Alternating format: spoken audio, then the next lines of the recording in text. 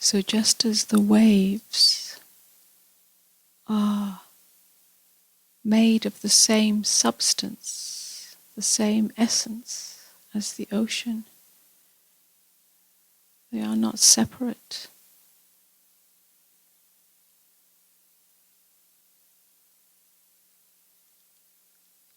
There's no dividing line.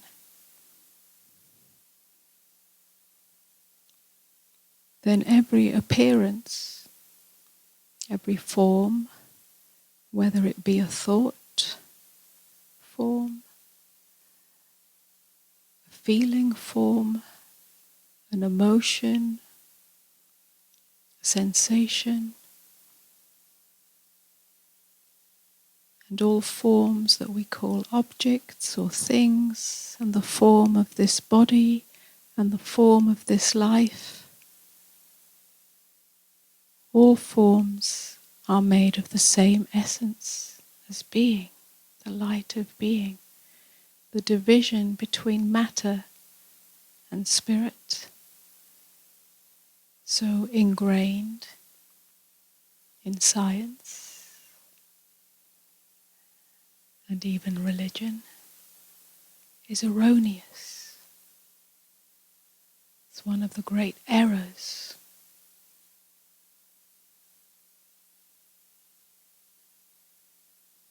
of the Kali Yuga, which we are just beginning to move out of, only just. It's a great error.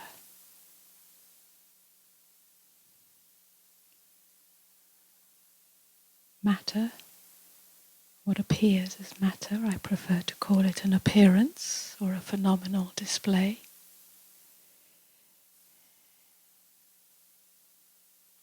is simply a representation, a representative of being, the light of being.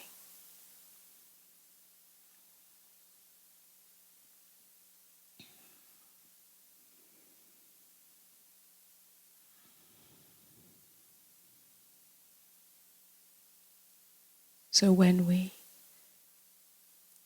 meditate or attempt to find freedom or relief from the activity of the mind, it is erroneous and unproductive to try to still the mind, try to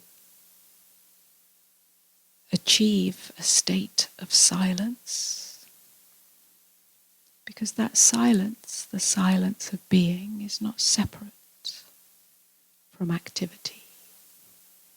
So there's no dividing line, and the attempt to make a dividing line may bring temporary sense of achievement, temporary sense of relief or peace or freedom, but there's no real resolution in this.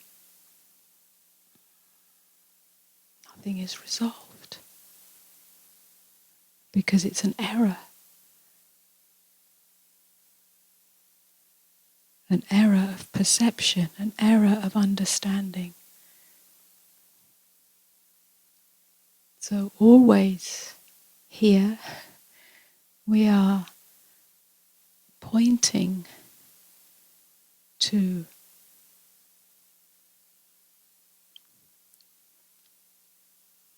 the knowing, knowing not from the mind, but the knowing, realizing, the recognizing of the silence of being, out of which all forms arise and into which all forms die.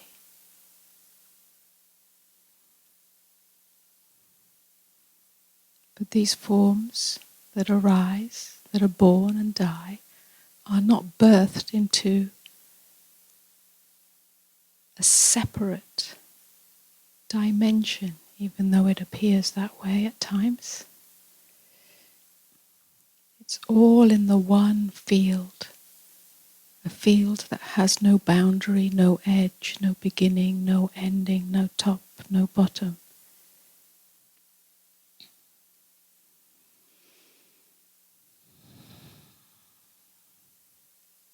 That's why in meditation practice, in this kind of meditation practice,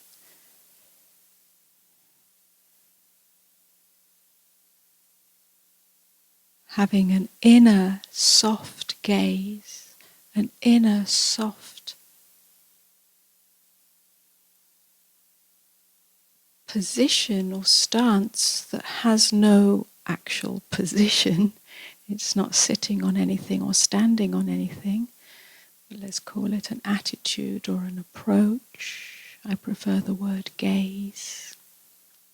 To have that soft inner gaze where nothing is opposed and yet nothing is landed or fixated on, allows that silence of being to permeate all experiences. So the purpose of sitting here in what seems like meditation is not to get better and better at meditation, but to feel, to experience energetically what that soft gaze is. And the value of it is in everyday life, not in the meditation practice. This is just so you can feel it energetically, so that in everyday life, the tightening, the fixating that takes place, you can feel how that limits. Yeah? And to find a way to discover for yourself more and more what it means to live everyday life with all its fixations and contractions and focuses that are necessary to operate, to function, and yet, that inner soft gaze is always here. It seems to be the one question that really is a sticking point. Yes, but in everyday life,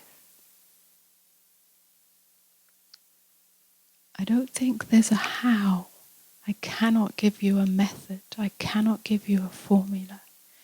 I can only keep bringing you into this remembrance, into this knowing. Not just through words, but also just the energetic experience. At some point, and nobody's in charge of that, perhaps this is what grace is. At some point it starts to filter more and more.